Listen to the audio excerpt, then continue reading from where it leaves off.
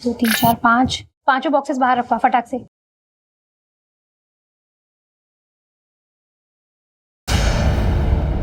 अरे रोहन, ये बॉक्सेस वहां क्यों पड़े हैं? कब से रखे हैं वहां? टैग करना है, लेकर आओ। हाँ हाँ मैम, मैं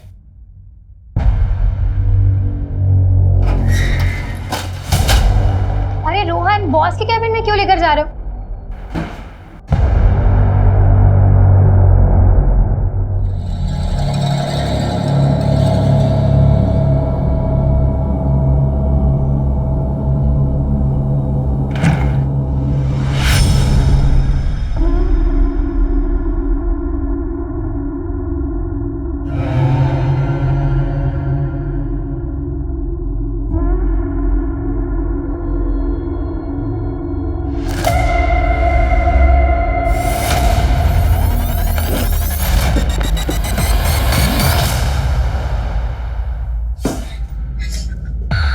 क्या कर रही थी यहाँ?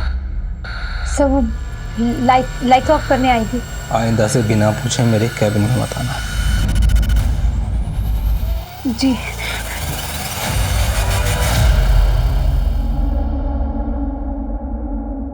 पल्लवी, तुम रो क्यों रही हो? जीजू, मैंने ऑफिस में ड्रग्स के पैकेट्स देखे। ड्रग्स? देखो, तुम ना इस समय बिल्कुल मत पढ़ना। तुम्हारा वो जो बॉस है ना प्रशांत, बहुत खतरनाक आदमी है। तुम ऐसा कुछ मत करना, मेरी मानो, कुछ मत करना तुम। मुझे बहुत डर लग रहा है जीजू। तुम डरो मत, मैं हूं ना तुम्हारे साथ। मैं तुम्हें कुछ नहीं होने दूंगा। अपनी हद में रह।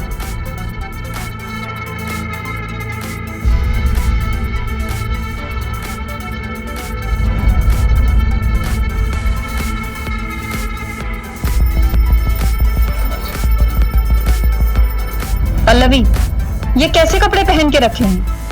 ढंग के कपड़े नहीं पहन सकती?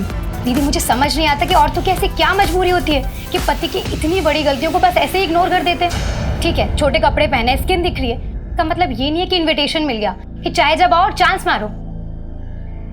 अच्छा मेरी बात सुन, ये क्या कर रही है तू?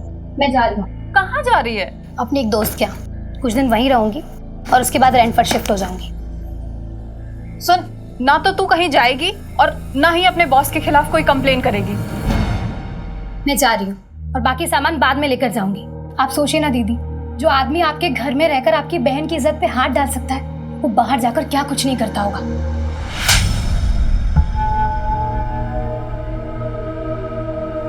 अरे मैं तुम्हें छोड़ दूं कहीं? Thank you. क्या एटीट्यूड है इस लड़की में।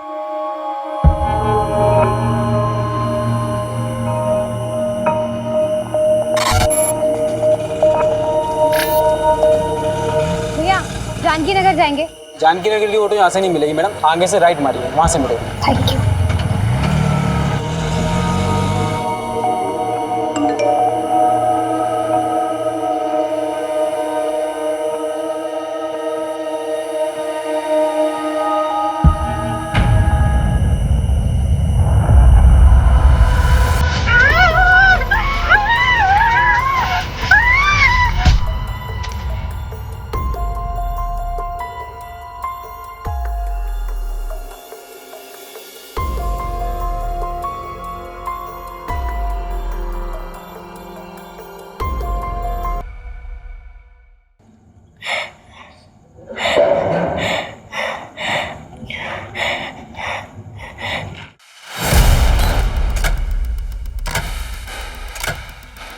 जरा सी भी आवाज निकाली ना तो जान से मार डालूंगा।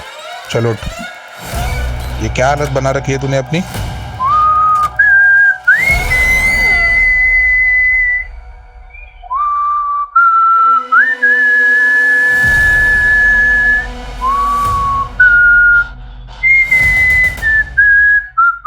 क्या कर रहे हो ये सब? प्लीज मुझे जाने दो।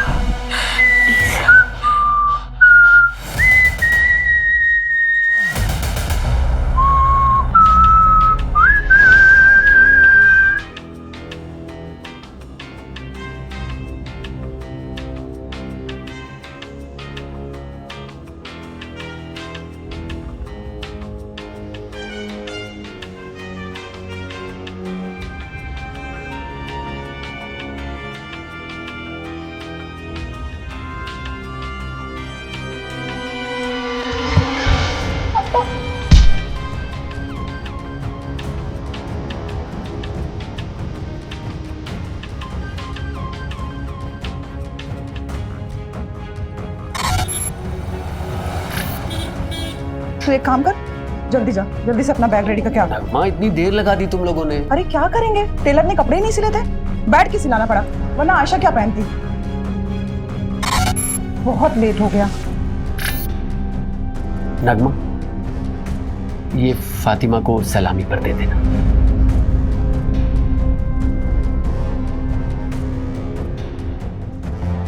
आमिर ये तो बहुत महंगा लग रहा है, इसकी क्या जरूरत थी, हम उनको तोहफे में बहुत सारे कपड़े दे रहे हैं ना। नगमा तुम्हारी खाला ने हमारे निकाह पर बहुत कीमती सेट दिया था, इतना तो करना ही चाहिए ना, कम से कम तुम उनके ताने सुनने से बच जाओगी।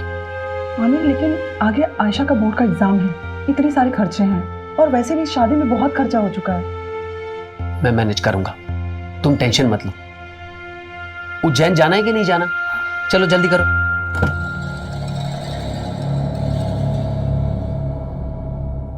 आयशा अपना लोकेशन ऑन कर लेना और वहां पहुंचकर मुझे फोन करना। अरे आप क्यों चिंता करें, हम फोन करेंगे अब आपको। चलो अब वो टेंशन मत लीजिए, हम लोग अच्छे से पहुंच जाएंगे। ठीक है हाँ।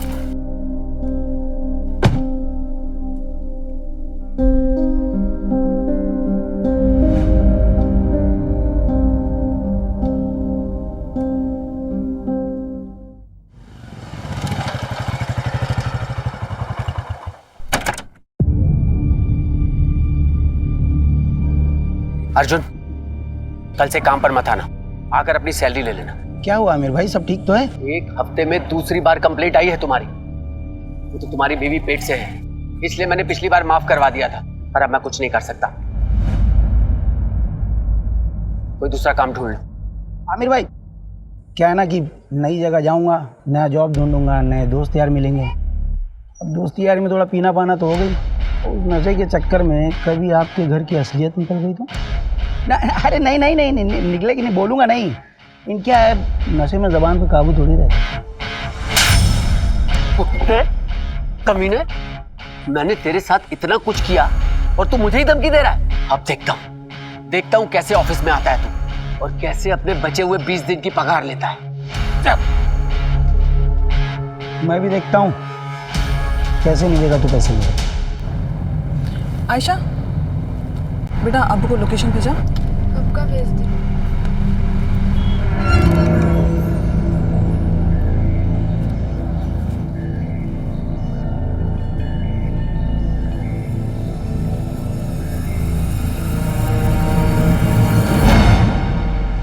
Excuse me sir, payment.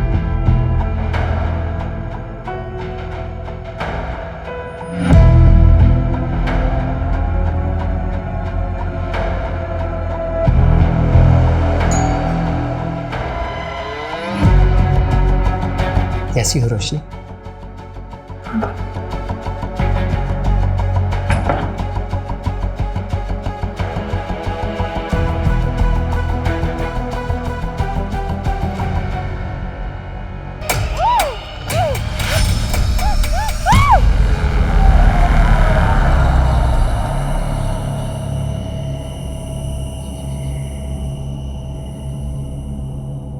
अरे रोशनी, इतना लेट?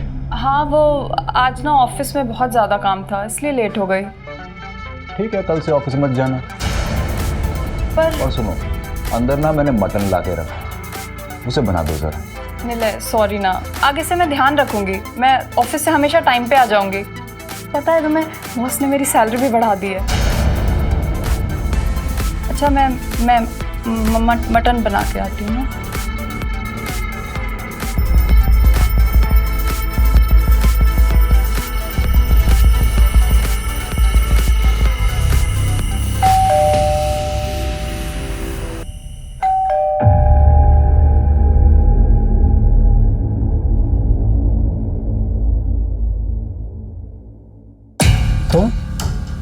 तुम्हारी हिम्मत कैसे हुई यहाँ आने की? यहीं रुको, मैं बताता हूँ तुम्हें।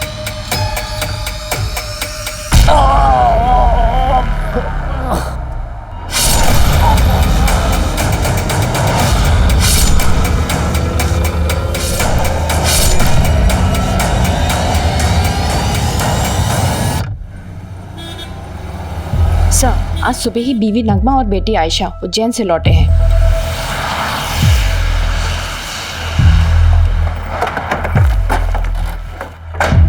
चलो साइड हटो। क्या मिला लगा रखा? चलो हटो यहाँ से। आमिर उठ जाओ, क्या हो गया आपको? उठो आमिर, प्लीज उठ जाओ, क्या हो गया? ये क्या हो गया?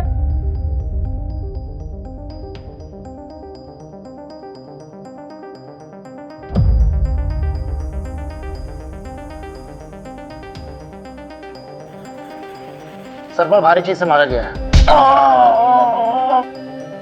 मल्टीपल स्टैबिंग भी है।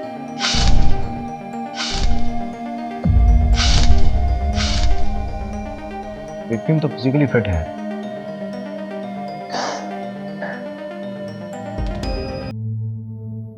देखिए नगमा जी, मैं जानता हूँ कि ये सही वक्त नहीं है, लेकिन इन्वेस्टिगेशन भी जरूरी है। आप हमें बता सकती हैं कि जब आप यहाँ वापस आई तो आपने सबसे पहले क्या देखा?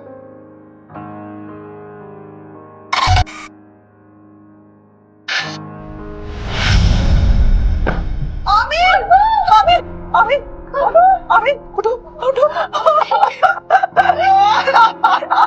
आमिर, हम जब यहाँ से गए थे सब कुछ बिल्कुल ठीक था। आमिर बहुत खुश थे, तो पता नहीं किसने ये सब कर दिया। सर, हमारे आने के पहले कुछ मोहल्ले वालों ने यहाँ भीड़ लगा रखी थी, पूरा क्राइम सीन कंटामिनेट कर दिया। ऐसा आई डाउट कि फॉरेंसिक वालों को यहाँ ज़्यादा कुछ मिलेगा। ठीक है, जो कुछ भी पॉसिबल हो उनको बोलो कि एविडेंस कलेक्ट करें। Okay sir.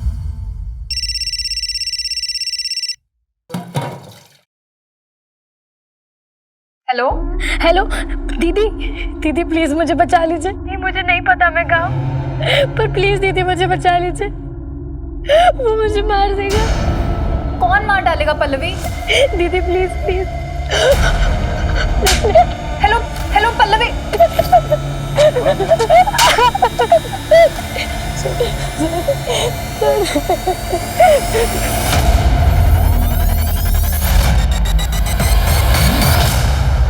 नहीं सर, हमें किसी पर कोई शक नहीं है। अच्छा, आप लोगों के उज्जैन जाने से पहले आमिर का किसी से लड़ाई झगड़ा हुआ था या फिर आपकी फैमिली में कोई इशू? आमिर बहुत अच्छे इंसान थे, उनकी किसी से कोई दुश्मनी नहीं थी। पानी लीजिए। घर से कोई सामान गायब हुआ था? हाँ, मेरा लैपटॉप गायब था और अब्बू का फोन। ठीक है, डिटेल्स दे दीजिए। अगर इसके अलावा कुछ भी याद आए तो हमें बताइएगा जरूर। अभी जा सकते हैं आप।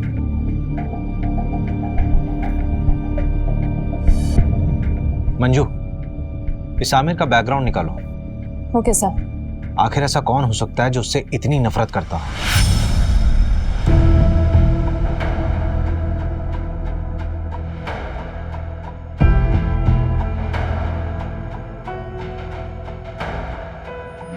मैंने ऑफिस में ड्रग्स के पैकेट्स देखे।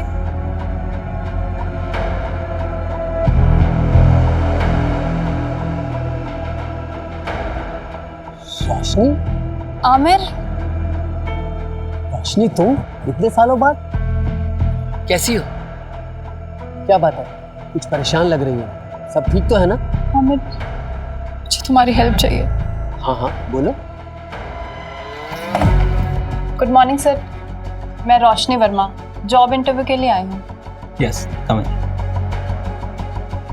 आमिर ने बताया था मुझे। फाइल? Yes sir. तो ये तुम्हारी पहली जॉब है? Yes sir. कंप्यूटर नॉलेज है? जी सर, पूरी मेहनत से काम करूँगी। मेहनत से नहीं रोशनी, स्मार्टनेस से काम करना होगा। करोगी ना? जी। आमिर के अकाउंट से एक होटल में रेगुलर पेमेंट्स दिखा रहा है, ऑलमोस्ट एवरी वीक। मैंने उस होटल में फ़ोन किया था तो वहाँ के रिसेप्शनिस्ट ने बताया कि आमिर यहाँ एक औरत के साथ आया करता था और दिए गए आईडी के मुताबिक उस औरत का नाम रोशनी वर्मा है। ये देखिए। इसका मतलब आमिर का एक्स्ट्रा मैरिटल अफेयर था। सर फिलहाल तो ऐसे ही लग रहा है। मैंने उस होटल की सारी सीसीटीवी फुटेजेस मंगा ली है। ये देखिए सर, ये वाली फुटेज, ये मर्डर के 2 दिन पहले की है।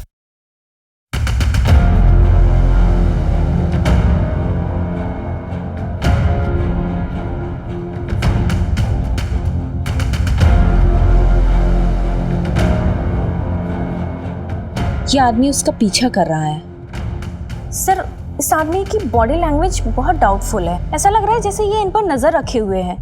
मैंने इसकी फोटो सर्कुलेट करवा दी है सर। गुड। हेलो, आमिर को उसकी बीवी ने मारा है। कौन बोल रहा है? फिर से बोलिए आप। आमिर को उसकी बीवी ने मारा है। लेकिन नगमा अपने हस्बैंड को क्यों मारेगी? हेलो, फिर से लगाओ। The number you are trying to call is currently switched off. एक ऐप है, मैं लोकेशन चेक करता हूँ। जल्दी करो। लोकेशन जहांगीराबाद है। इसका मतलब कॉलर आमिर के एरिया से ही थी।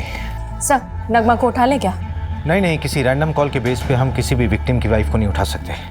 हो सकता है हत्यारे ने हमें भटकाने के लिए खुद कॉल किया हो या किसी से करवाया हो। इस नंबर को ट्रेस करो। Okay sir. मर्डर से 2 दिन पहले नगमा के सारी मूवमेंट को ट्रैक करो। उसके उज्जैन वाली शादी, उसका आना जाना, सब कुछ। Okay sir. मैं जी जान लगा दूंगा रोशनी, बल्कि मैंने तो कल की ही मीटिंग सेट की है। तुम टेंशन मत लो, मैं तुम्हारी बहन को कुछ नहीं होने दूंगा। आमिर, अपना ध्यान रखना। प्रशांत बहुत खतरनाक है। तुम मेरी फिक्र मत करो रोशनी।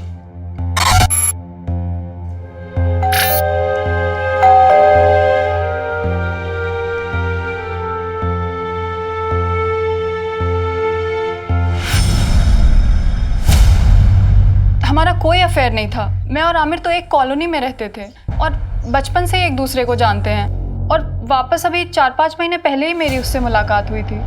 ये चोट कैसे लगी? क्या हुआ है? कुछ नहीं मैम, वो किचन में काम करते टाइम लग गया। तुमने कहा कि आमिर सिर्फ तुम्हारा दोस्त था, बचपन का दोस्त, तो फिर होटल में क्यों मिलते थे? क्या हुआ रोशनी? ये पुलिस क्यों आई है? वो आमिर का मर्डर हुआ है, उसी सिलसिले में पूछताछ करने के लिए आए हम लोग। कौन आमिर? वो मेरी कंपनी में सिक्योरिटी एजेंसी का सुपरवाइजर था। हाँ तो ये तुमसे पूछताछ क्यों कर रहे हैं? देखिए, ये वहां ना 9 से 6 जॉब करने जाती है, रिश्तेदारी निभाने नहीं। तुम कभी मिले हो आमिर से? मैं क्यों मिलूंगा? आप लोग बात किसके बारे में कर रहे हैं, मैं तो ये तक नहीं जानता। अच्छा, ये देखो, कुछ याद आया? चल आने चल। सर मैंने कुछ सब याद कराता हूँ, चल। अरे मेरी कोई गलती नहीं, मुझे क्यों लेके जा रहे हो? अरे मैंने कुछ नहीं किया, छोड़ो मुझे। सर मैंने आमिर का मर्डर नहीं किया है। अगर तूने आमिर का मर्डर नहीं किया तो तूने झूठ क्यों बोला कि तू आमिर को नहीं जानता? तो क्या सच बोलता? क्या आमिर मेरी बीवी के साथ होटल में जाता है? क्या करते आप लोग? सहानुभूति देकर छोड़ देते? नहीं ना। वैसे आमिर का मर्डर हुआ कभी है? 23 तारीख को। 23 तारीख को तो मैं यहाँ था ही नहीं। मैं तो इंदौर में था अपने दोस्त के यहाँ। चल नंबर बता तेरे दोस्त का। लिख लीजिए नंबर, लेकिन फोन नहीं लगेगा उसका। क्यों? क्योंकि वो दुबई चला गया है।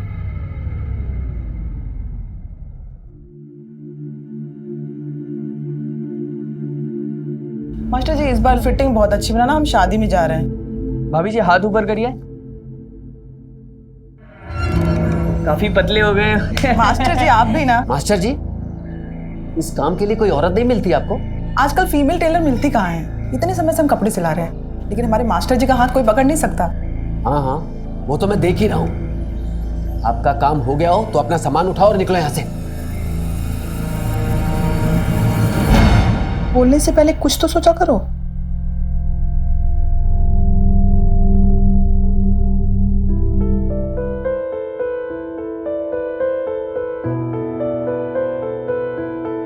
हैप्पी बर्थडे नगमा। अभी तक नाराज हो नगमा?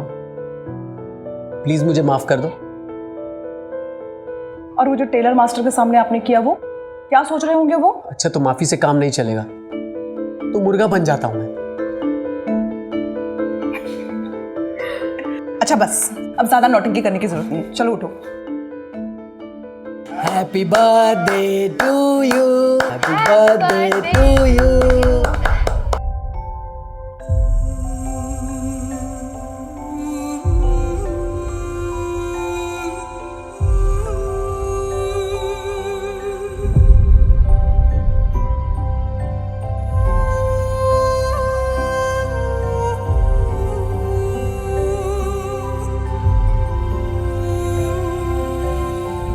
सर, इनिशियल रिपोर्ट आ गई है।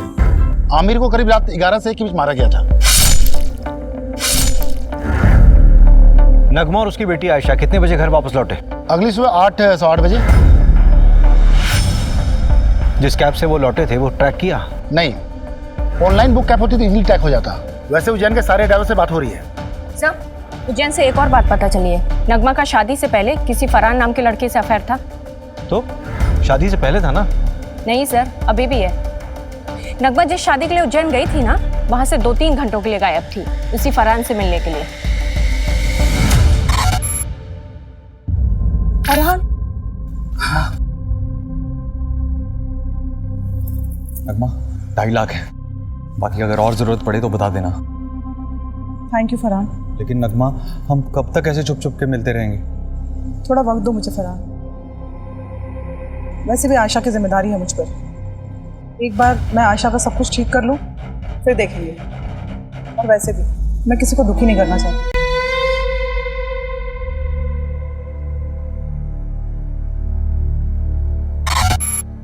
तो ठीक है, बैठ।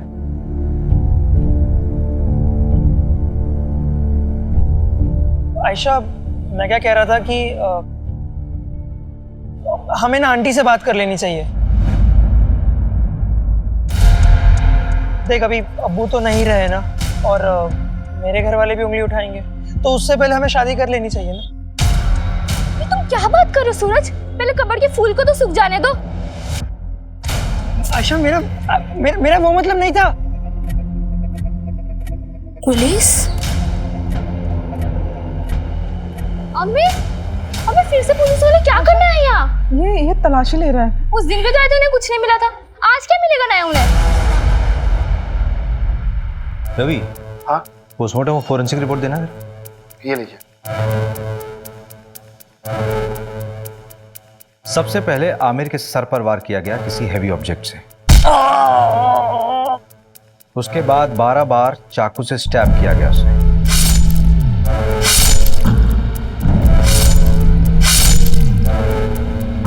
आमिर की बीवी और बेटी को आमिर की बॉडी यहां मिली थी, और दरवाजे पर कोई फोर्स एंट्री के निशान भी नहीं थे। इसका मतलब यह है कि आमिर ने दरवाजा खुद खोला था। यह कांड किसी एक का नहीं बल्कि 2 लोगों का किया हुआ है। किलर के साथ कोई और भी था। सर, लेकिन आपको ये क्यों लगता है कि वो 2 लोग थे? ये रिपोर्ट देखो मंजू, इसमें साफ दिख रहा है कि आमिर की मौत सर पे चोट लगने से और उसके शरीर में चाकू मारने से हुई, राइट? हाँ। लेकिन इन दोनों ही चोटों का फोर्स और इंपैक्ट बिल्कुल अलग है। देखो,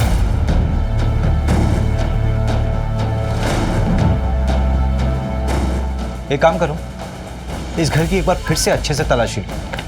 ठीक है। Okay sir.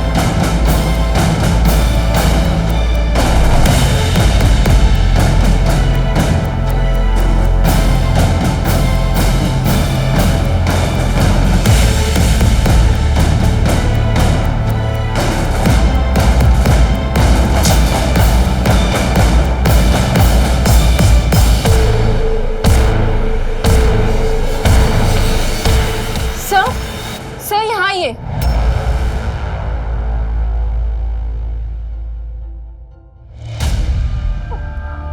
सर, मुझे नहीं पता, ये मेरा नहीं है। मुझे नहीं पता मेरे अलमीरा में कहाँ से आया। मैं सच बोल रही हूँ। मंजू, लेके चलो। सर, आप चलो। मेरी बात सुनिए। चलो थाने चल के बोलना जो बोलना है।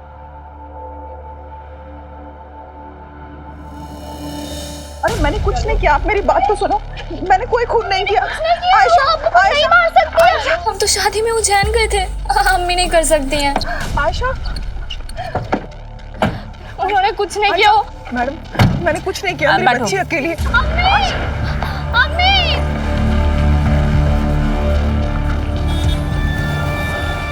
सर, ये नगमा तो अभी तक कुछ काम का बोली ही नहीं है।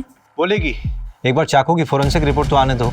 आखिर ये चाकू उसी के घर से बरामद हुआ था ना, उसी की अलमारी से। Yes sir. रवि भाई, तुम कहाँ बिजी हो? ये फाइल आमिर के घर से मिली थी, वही पढ़ रहा था। इसमें एक एफआईआर कॉपी है। 4 महीने पहले रोशनी ने न्यू मार्ग थाने में एक एफआईआर दर्ज करवाई थी अपनी सगी बहन के किडनैपिंग की।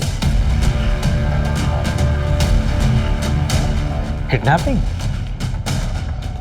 स्ट्रेंज।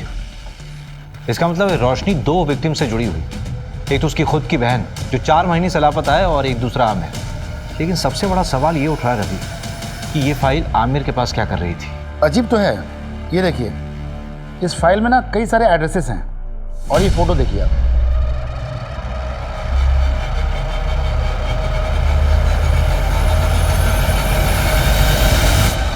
रवि, कहीं उस कॉलर के बोलने पे हम बहुत अलग तो नहीं जा रहे? हम नगमा से पूछताछ कर रहे हैं और मालूम चले कि केस कुछ और ही। एक काम करो, रोशनी को थाने बुलाओ। और सर, एक गार्ड के बारे में पता चला है, उसका नाम अर्जुन है। वो आमिर के अंडर काम करता था और मर्डर के 2 दिन पहले उसका आमिर से झगड़ा भी हुआ था। मैंने कांस्टेबल सिन्हा को बोल दिया उसे उठाने को।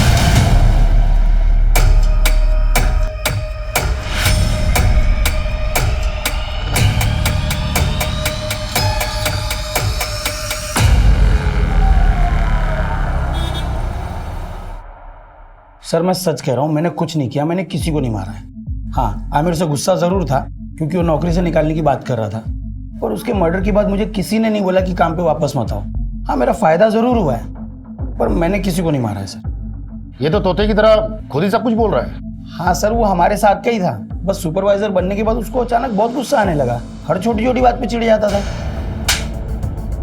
तेरे मुझसे ही पहली बार सुन रहा हूँ कि आमिर को गुस्सा आता था। हाँ सर, आप चाहे तो वो आयशा के बॉयफ्रेंड सूरज, हाँ सूरज से भी पूछ सकते हैं। मैंने ही पकड़ा था उन दोनों को मार्केट में और आमिर को खबर देके मैंने ही बुलाया था। अब्बू मत मारिए, अब्बू मत मारिए।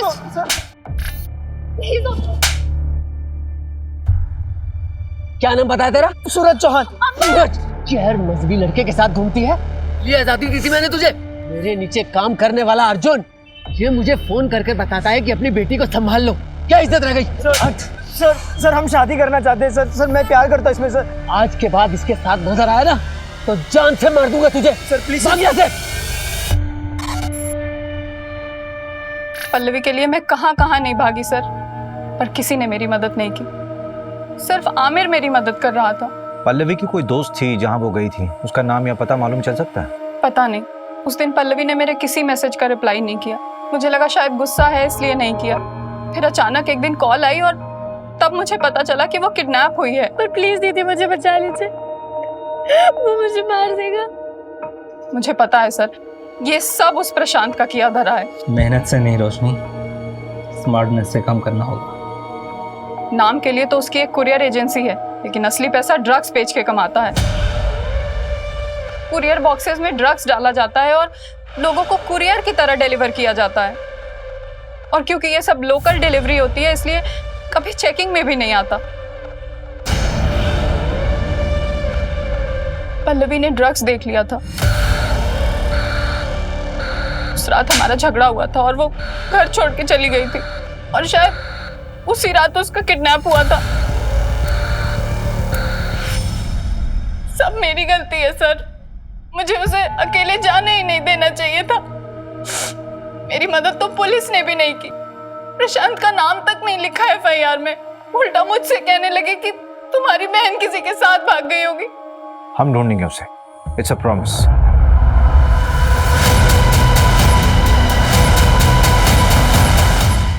तो जब हम तुम्हारे घर आए थे तब क्यों नहीं बताया था ये सब? आमिर, ये देखो, किसी बैंक का अकाउंट नंबर है, SRV बैंक। रोशनी, ये स्विट्जरलैंड का बैंक है। एक मिनट, ये डायरी जहां से उठाई है वहीं रख दो।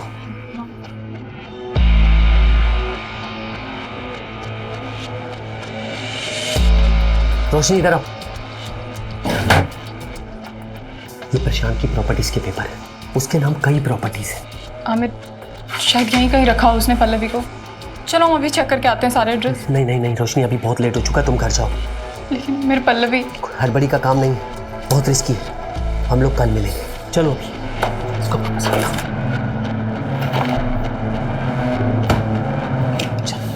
चल जल्दी जल्दी।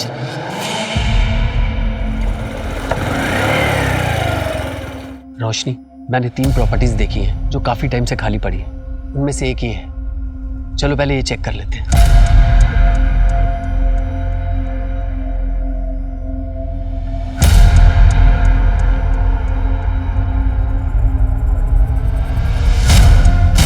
रोशनी, यहाँ तो कोई नहीं, चलो दूसरी प्रॉपर्टी में देखते हैं।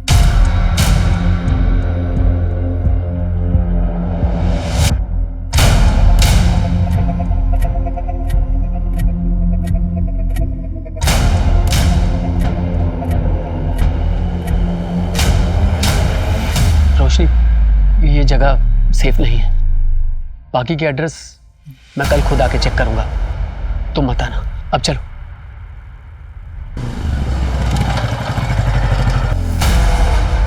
रोशनी, तुम टेंशन मत लो, मैं पल्लवी को ढूंढ लूंगा। आमिर, अभी मैं घर निकलती हूँ। अगर निलय मुझसे पहले आ गया ना तो बहुत प्रॉब्लम हो जाएगी।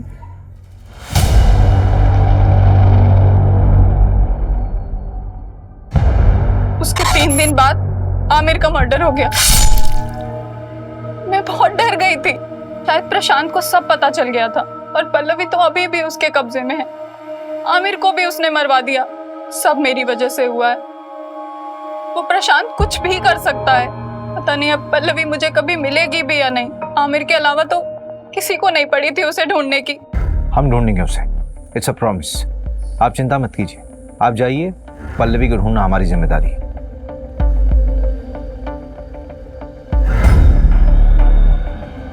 रवि, जिस नंबर से पल्लवी ने कॉल किया था उसकी डिटेल्स निकालो और इस कॉलर का भी इन्वेस्टिगेशन स्पीड अप कर दो, जिसने आमिर की वाइफ का नाम लिया था।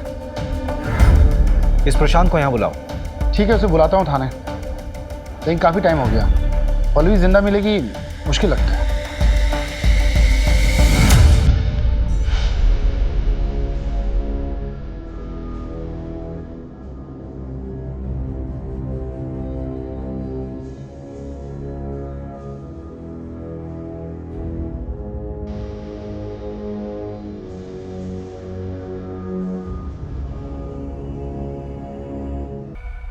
और इंस्पेक्टर साहब, बीवी बच्चे कैसे हैं आपके? बहुत अच्छे। अच्छे रहे तो कितना अच्छा है ना? धमकी दे रहा? अरे नहीं इंस्पेक्टर साहब, ऐसा आप कैसे कर सकता हूँ? आप बताइए क्या सेवा कर सकता हूँ आपकी? आमिर को जानता है? हाँ, हमारे यहाँ की सिक्योरिटी का सुपरवाइजर था, लेकिन सुना है बहुत बुरी तरह से मर्डर हुआ है उसका। किसने किया है? पल्लवी को जानता है? जी हाँ, हमारे यहाँ काम करती थी, डेटा एंट्री ऑपरेटर का। फिर अचानक उसने जॉब छोड़ दी। उसने मारा आमिर को।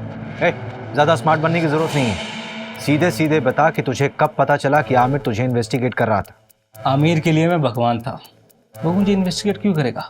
ऐसा कौन सा भगवान वाला काम किया आपने? उसकी बेटी का अबॉर्शन करवाना था, उसके लिए पैसे और सीक्रेट डॉक्टर का नंबर मैंने ही दिया था।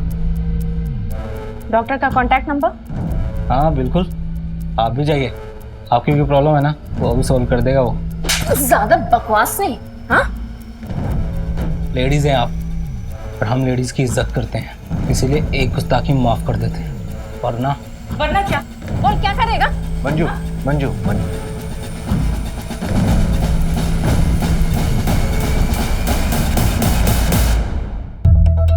नहीं सर, हमारे यहाँ ऐसा कुछ भी गलत काम नहीं होता। एक तो बिना पुलिस को इन्फॉर्म किए एक नाबालिग लड़की का अबॉर्शन करा दिया, ऊपर से झूठ बोल रहे हो। अभी तो सिर्फ तुम्हारा लाइसेंस रद्द करूंगी, अगर और झूठ बोला ना तो सीधा जेल में डाल दूंगी। नहीं मैडम, ऐसा मत करना, मैं आपको सच्चाई बताता हूँ। आमिर 4 हफ्ते पहले ही आया था अपनी बेटी को लेके अबॉर्शन के लिए।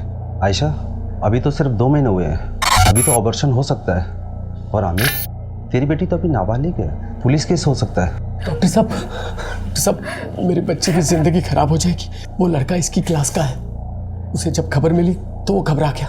डॉक्टर साहब, आप इसका अबॉर्शन कर दीजिए, हमें कोई पुलिस केस नहीं करना। नहीं अब्बू, जो कुछ हो रहा है तेरे अच्छे के लिए हो रहा है। मैं ताने सुन सकता हूँ, लेकिन तू ताने नहीं सुन सकती।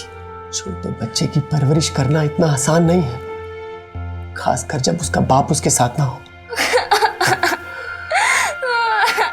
अब्बू ने मेरा साथ दिया था। तुम्हारा अबॉर्शन हुआ तो डेफिनेटली तुम्हें सूरज से भी मिलने से रोका गया होगा, तो क्या इन सारी बातों को लेकर सूरज गुस्सा था क्या आमिर से? देखिए, ना सूरज ने अब्बू को मारा है और ना अम्मी ने अब्बू को मारा है। आप शुरू से गलत इन्वेस्टिगेट कर रहे हो। देखो आयशा, अगर तुम्हें ये लगता है कि तुम्हारी मम्मी बेवजह लॉकअप में बंद है तो तुम्हें ही उनकी मदद करनी होगी ना, नहीं तो वो जिंदगी भर किसी और के जुर्म की सजा काटती रहेंगी। नहीं, ऐसा बिल्कुल नहीं होगा।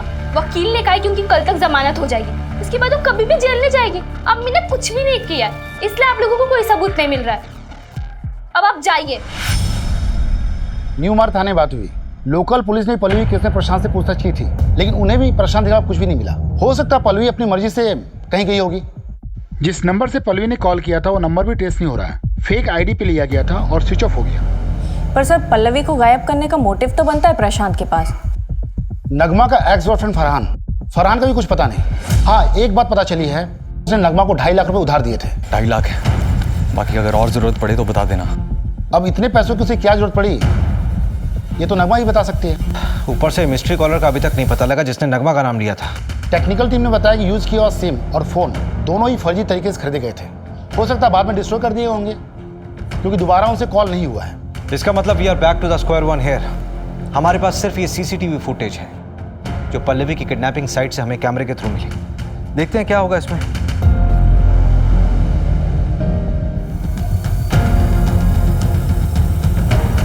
इन दोनों ऑटो वालों से भी न्यू मार्ग पुलिस ने बात की थी।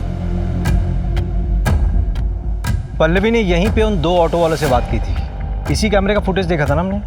हाँ, फुटेज के मुताबिक पल्लवी ने यहां से राइट लिया हो, लेकिन आगे तो कॉलोनी का एंड हो रहा है, आगे का पूरा रास्ता सुनसान है। पल्लवी यहां से कहां गई होगी? यहाँ से सीधे कुछ दूरी पर एक बंद बड़ी फैक्ट्री है जो अब खंडर बन चुकी है। वहां चलकर देखें क्या? चल।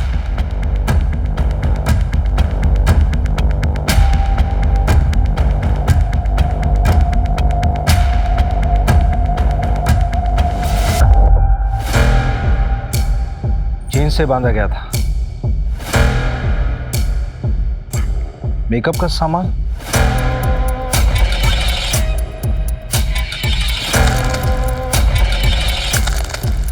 ये न्यूज़पेपर 3 हफ्ता पुराना है। इसका मतलब कम से कम 3 हफ्ता पहले कोई यहाँ होगा। कहीं किडनैपर्स ने पल्लवी को यहाँ तो नहीं रखा होगा। सबसे पहले तो ये पता करो कि प्रॉपर्टी किसके नाम पे है। ठीक है, जल्दी। रवि, इंजेक्शन, इसको ट्रैक करो। ये इंजेक्शन कहाँ कहाँ बिका है सब पता करो जल्दी। ठीक है।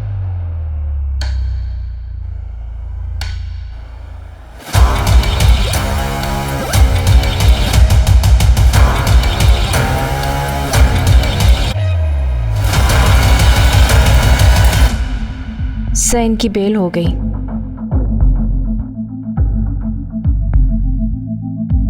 मेडिसिन की बाहर की लिस्ट आई है। कोई लीड मिला प्रशांत से कनेक्टेड? एक लीड है, नाम देखकर आप हैरान हो जाएंगे। हाईलाइटेड नाम देखिए। ये आमिर इंजेक्शन खरीदता था? हाँ सर, हो सकता है कि ये प्रशांत ने मंगवाया हो। प्रशांत ने आमिर की मदद की थी वो आयशा के अबॉर्शन केस में, तो शायद इसलिए आमिर ने उस एहसान के चलते प्रशांत का ये काम किया हो। और हो सकता है आमिर को ये पता भी ना हो कि वो इंजेक्शन क्यों खरीद रहा है, क्योंकि वो खुद पल्लवी को ढूंढ रहा था। लेकिन प्रशांत के खिलाफ हमारे पास कोई सबूत नहीं है। एक है, हल्का कनेक्शन है, पर एक मिला है। जिस लोकेशन में पहुंचे थे वो एक कंस्ट्रक्शन कंपनी के अंडर है, गंगवार कंस्ट्रक्शन। और इस गंगवार कंस्ट्रक्शन प्राइवेट लिमिटेड में 21% का स्टॉक होल्डर है प्रशांत।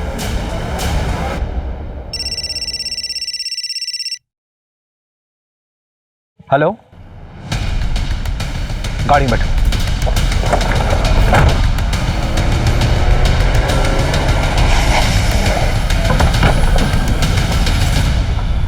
किधर?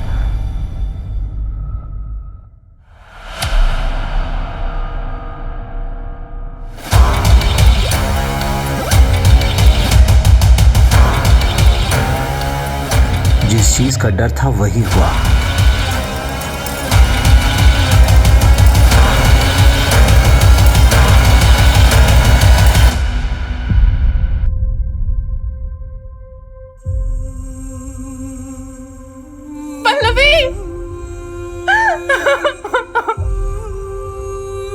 दीदी, मुझे जॉब मिल गई।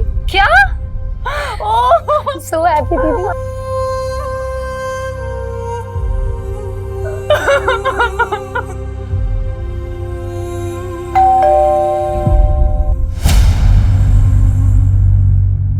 आप लोग फिर से? इस बार तुम्हें बेल नहीं होने वाली। चाकू की फोरेंसिक रिपोर्ट आ गई है, तुम्हारे फिंगरप्रिंट्स मैच हुए हैं। फोरेंसिक रिपोर्ट के मुताबिक इस चाकू में जो खून मिला है उस खून में हीमोग्लोबिन लेवल कम है और ब्लड क्लॉट थोड़ा ज्यादा। तो ये जो खून इस चाकू में मिला है वो विक्टिम के मर्डर के कम से कम 24 से 48 घंटे बाद का है। मतलब पोस्टमार्टम के बाद का ब्लड है।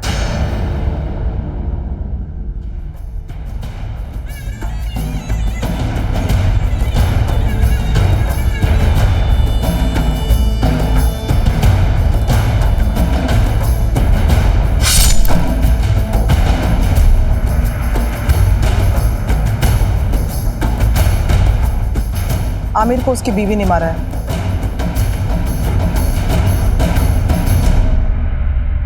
मैं अपना जुर्म कबूल करती हूँ, मैंने ही आमिर को मारा है। झूठ बोल रही हो तुम नगमा। मर्डर रात के 11 बजे से 1 बजे के बीच में हुआ। रात के 10 बजे तो तुम देवास टोल क्रॉस कर रही थी और रात के 2 बजे सीहोर टोल। इसका मतलब ये हुआ कि जब मर्डर हुआ उस वक्त तुम रास्ते में थी और करीब 3:30 बजे तुम घर पर वापस लौटी।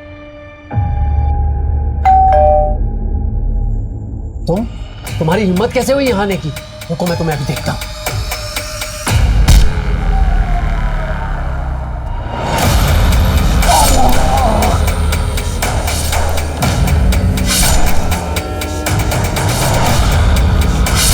हो गया है आयशा, बस कर। आयशा मर गए वो।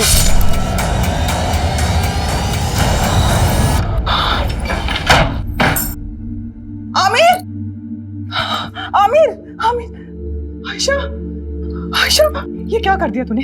तुझसे मैंने कहा था ना मैं सब ठीक कर दूंगी। सूरज, जाओ यहाँ से, जाओ।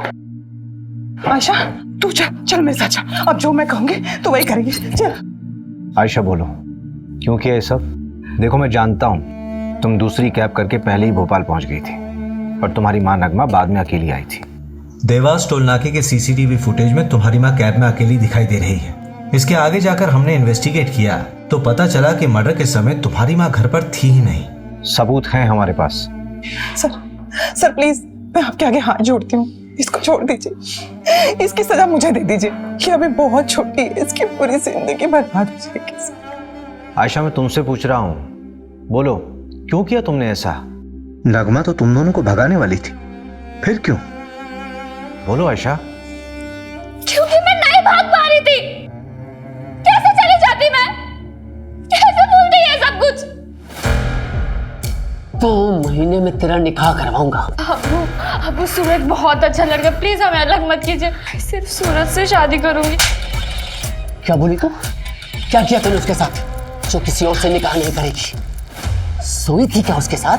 अबू आप क्या कह रहे हैं? इस उम्र में भी खुद पे काबू नहीं है तुझे? हाँ? ये भी नहीं सोचा कि वो गैर मजहबी लड़का है? तेरी गर्मी मैं निकालता हूँ, घर की इज्जत घर में ही रह जाएगी। चल। वो मेरा रेप करता था, मेरा खुद का बाप। जो अबॉर्शन करवाया था वो सूरज का बच्चा नहीं, वो कमीना आमिर का था। तुम्हारी अम्मी ने पैसों का इंतजाम किया था तो फिर क्यों नहीं चली गई? नहीं जाना था मुझे, नहीं भागना था। जब तक मैं उस कमीने को सजा नहीं दिला देती मैं नहीं भूल पाती है सब कुछ। लेकिन अब मैं भूल सकती हूँ, चैन से जी सकती हूँ, सूरज के साथ या फिर इस जेल में, पर जी सकती हूँ।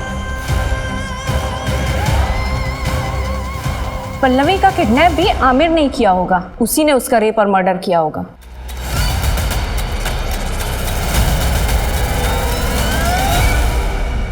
पोस्टमार्टम के मुताबिक जिस वक्त पल्लवी का मर्डर हुआ उस वक्त प्रशांत मुंबई में था।